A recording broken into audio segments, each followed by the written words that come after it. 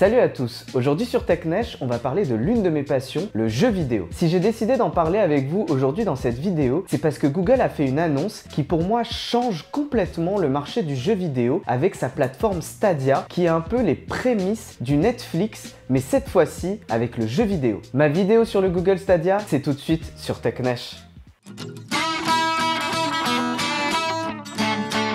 Google Stadia, c'est la nouvelle plateforme de gaming de Google qui est basée entièrement sur le cloud, c'est-à-dire qu'on n'a pas besoin de console pour y jouer. Ça veut dire qu'il va falloir acheter ces jeux comme pour les plateformes classiques, en dématérialisé, mais par contre l'avantage c'est qu'on stream ces jeux sur le cloud exactement comme un film et surtout qu'il n'y a pas d'installation derrière. Et il y en a beaucoup qui savent ce que c'est une installation de jeu, ça peut parfois prendre une éternité, c'est très énervant et en plus derrière on doit faire les mises à jour. Ça signifie évidemment qu'il faut une bonne connexion internet puisque comme tout est dans le cloud et qu'il n'y a pas de matériel en fait qui permet de jouer à ces jeux vidéo, et ben faut une connexion internet et une bonne connexion internet, à minima 10 mégabits par seconde, l'idéal étant la fibre pour profiter de la meilleure qualité possible, c'est-à-dire la 4K avec 60 images par seconde et du son 5.1.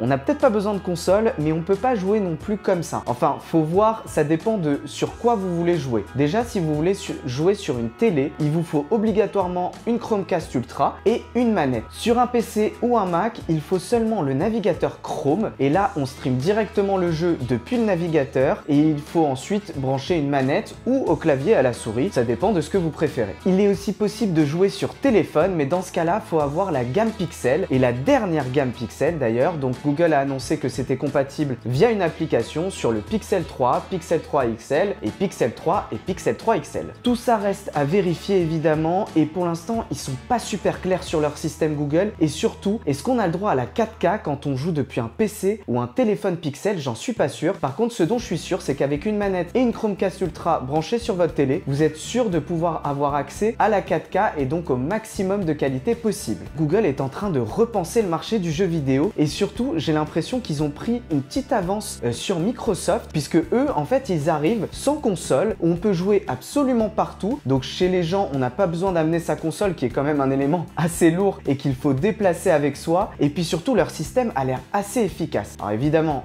faudra que je le teste parce que ça c'est les promesses de Google et on en a vu beaucoup de promesses sur le streaming de jeux vidéo, mais j'ai assez confiance quand même dans l'entreprise Google. Ils ont jusqu'à novembre qui est la date de sortie en fait en France notamment de leur service. On verra ce que ça donne d'ici novembre, mais franchement je suis assez confiant et puis Google a quand même une force de frappe qui dépasse quasi toutes les autres entreprises de la Silicon Valley. Google propose la précommande de son système. Donc vous avez dans le pack qui coûte 129 € la manette Google, le Chromecast Ultra. Avec ça en plus, Google offre Destiny 2, le pack complet. Et puis 3 mois d'abonnement à Stadia Pro qui permet de profiter de la 4K, 60 images par seconde et d'un son 5.1. Après les 3 mois, si vous voulez continuer à profiter de Stadia Pro, eh ben, il faudra débourser 10 € par mois. C'est justement pour moi le gros point d'interrogation et surtout, ça va être le plus compliqué pour Google et c'est peut-être d'ailleurs ce qui va faire que son système ne fonctionnerait pas, c'est vraiment les jeux parce que sur ce point, Sony est impeccable et propose des exclusivités vraiment d'une qualité exceptionnelle. Quand on voit God of War, quand on voit les Uncharted, quand on voit les futurs Last of Us qui va sortir du studio Naughty Dog, bah franchement il y a de quoi s'inquiéter côté Google. Va falloir avoir des studios qui travaillent pour eux et présenter des vraies exclusivités pour faire adhérer les joueurs à leur système. Enfin un acteur qui propose une vraie alternative à ce qu'on connaît aujourd'hui et qui se lance un petit peu dans un marché quand même qui est assez conservateur où les joueurs pour l'instant, dont moi d'ailleurs, préfèrent la console de jeux vidéo avec les bons jeux en physique. Alors bien sûr le marché du dématérialisé est en train de prendre une ampleur phénoménale, donc Google, je pense qu'en termes de timing ils sont bons, il faudra voir, mais je pense que le marché est assez mature pour accueillir un nouvel acteur qui est 100% dématérialisé. Bien évidemment ce système pose pas mal de questions et tout ça je vais le vérifier quand je recevrai le pack que j'ai évidemment précommandé pour vous et dont je vais vous faire le test dès que je l'aurai en main. Ma vidéo sur le Google Stadia c'est terminé. Si vous avez aimé ma vidéo comme d'habitude, vous mettez un pouce vers le haut qui se trouve juste en bas de la vidéo. Sinon, vous me le faites savoir en commentaire. La prochaine fois, on aura toujours plus de tech,